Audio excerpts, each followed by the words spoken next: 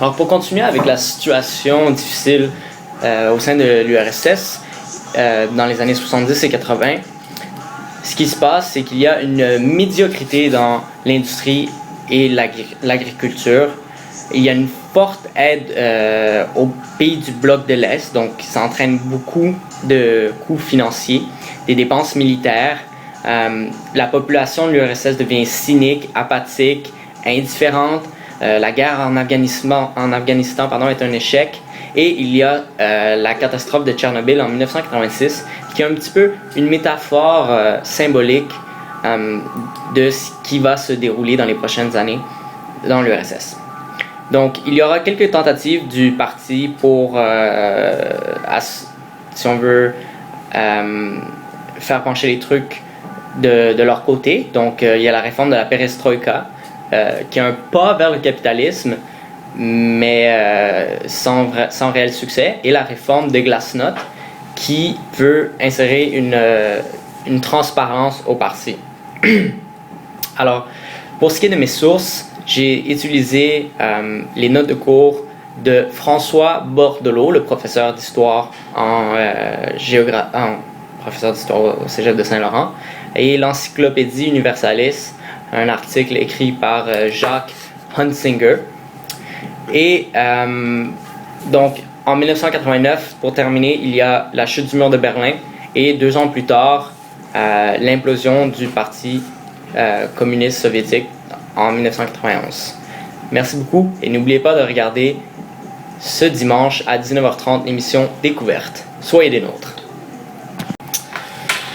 Alors, suite aux événements du Pacte de Varsovie de 1955, le prochain événement majeur est la chute du mur de Berlin. Donc, notre collègue français Fabrice Jovin l'a très bien expliqué dans sa capsule à l'émission de la semaine dernière, donc je lui laisse à lui les détails. Mais il est important de dire que il y a une division au sein de la population, au sein des idéologies de part et d'autre. Alors ici, nous avons une carte de l'Europe qui représente très bien la scission, la division qu'il existe à l'époque avec l'OTAN, qui sont les pays à l'ouest, représentés en bleu, et les pays membres du pacte de Varsovie, qui sont représentés en rouge. Alors, tout de suite après la Deuxième Guerre mondiale, en 1951, il y aura un traité signé qui s'appelle l'OTAN, que vous connaissez sûrement, qui est l'Organisation transatlantique Nord, qui est une alliance militaire et économique entre les pays de l'Ouest et les États-Unis. Et on va répliquer du côté de l'URSS en 1955 avec le pacte de Varsovie, qui fait la même chose, un pacte économique et militaire avec plusieurs pays de l'URSS et adjacents.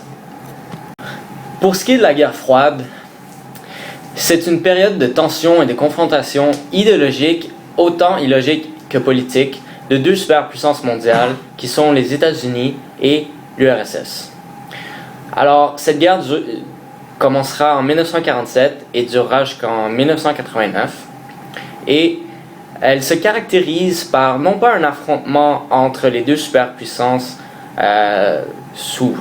directement, mais plutôt sous des affrontements subtils, comme de l'espionnage, des actions secrètes, de la propagande, de la compétition technologique, de la compétition pour le domaine de l'espace. Donc, il y a eu certaines guerres, par exemple le Vietnam, où les 2 parties sont intervenues, mais jamais ils ne se sont battus sur leur propre sol, l'un contre l'autre. D'où le terme de la guerre froide. Donc, si on veut, elle est caractérisée par la course aux armements nucléaires et l'équilibre de la terreur. Bonsoir, chers téléspectateurs et téléspectatrices. Bienvenue au Grand Reportage. Aujourd'hui, votre hôte et animateur Diego Lérarin-Fray.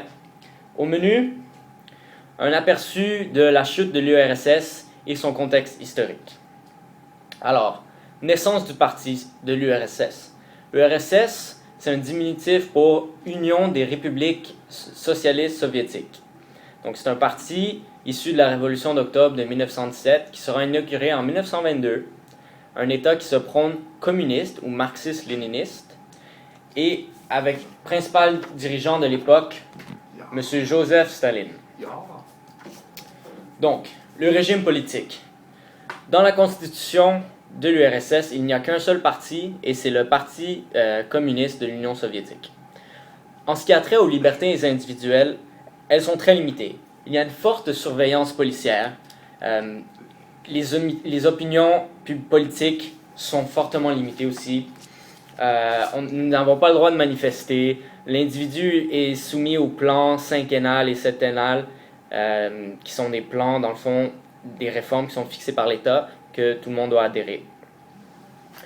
Par la suite, en ce qui a trait à l'accès à l'information, il y a de la censure et c'est une organisation gouvernementale qui possède le monopole des médias et de la diffusion de l'information.